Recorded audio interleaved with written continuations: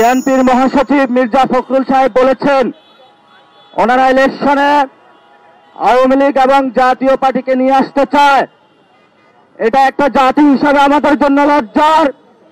এবং বিএনপির তৃণমূলে যারা নেতাকর্মী রয়েছে আমরা তাদেরকে আহ্বান জানাবো, শহীদ জিয়া বাংলাদেশে এই পলিটিক্স করে নাই, খালেদা জিয়া বাংলাদেশে এই পলিটিক্স করে নাই। যদি আপনাদের পলিটিক্স ভারতমুখী হয়ে থাকে তাহলে আপনারা আমাদেরকে জানান, আমরা তাহলে আপনাদের ব্যাপারে নতুন করে সিদ্ধান্ত নিব। আমরা এখনো বিশ্বাস করি বাংলাদেশে শহীদ জিয়ার সৈনিকেরা, খালেদা জিয়ার সৈনিকেরা যারা রয়েছেন তারা আপনারা গৃহবারে প্রত্যাখ্যান করবেন মির্জা ফখরুলের এই বিবৃতি। তবে বাংলাদেশের মানুষের সম্মুখে বিএনপির আজকে মহাসচিব যে বক্তব্য দিয়েছেন, জামাত যে নিশ্চুপ ভূমিকা পালন করছে, অন্যান্য অপরাপর যে দলগুলো নিশ্চুপ ভূমিকা পালন করছে, বাংলাদেশের ইতিহাসে এই কম্প্রোমাইজিং পলিটিক্সটা ইতিহাসের স্বর্ণাক্ষরে লেখা থাকবে। এবং আমরা আরো দেখতে পাচ্ছি আমাদের গণ অভ্যুত্থানে যারা আর্মির সৈনিক ভাইরা আমাদের কাঁধে কাঁধ মিলিয়ে আমাদের সাথে যুদ্ধ করেছিলেন, আমাদেরকে সন্তানদেরকে রক্ষা করেছিলেন, কিন্তু তাদের মধ্যে যেই সকল কর্মকর্তা শেখ হাসিনার অধীনে কাজ করে আমাদের অসংখ্য ভাইকে খুন করেছে সেনাবাহিনী প্রধান তাদেরকে গুম এবং খুনের মামলা থেকে বের করার জন্য প্রতিনিয়ত এম্বাসি থেকে প্রত্যেকটা জায়গায় ধর্ণা দিতে চাচ্ছে।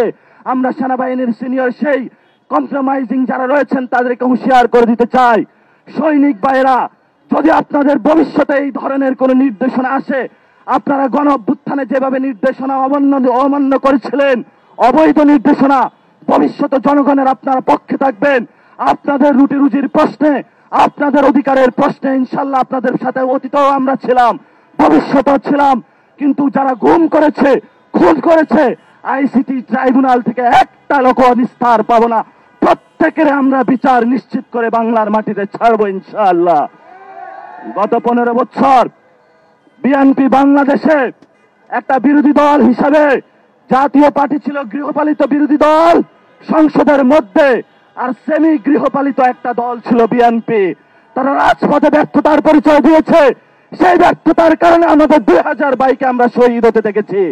বিএনপিকে হুঁশে ফিরতে আসতে আমরা আহ্বান জানাচ্ছি, ভারতের পক্ষে যাবেন না।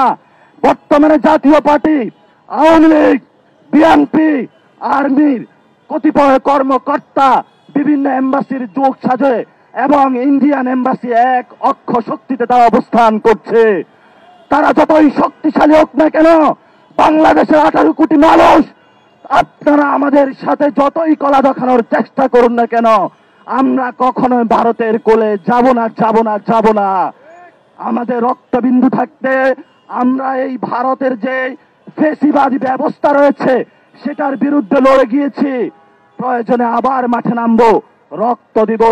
বাংলাদেশের মানুষের অধিকারের প্রশ্নে আমরা কোনো ছাড় দেব না।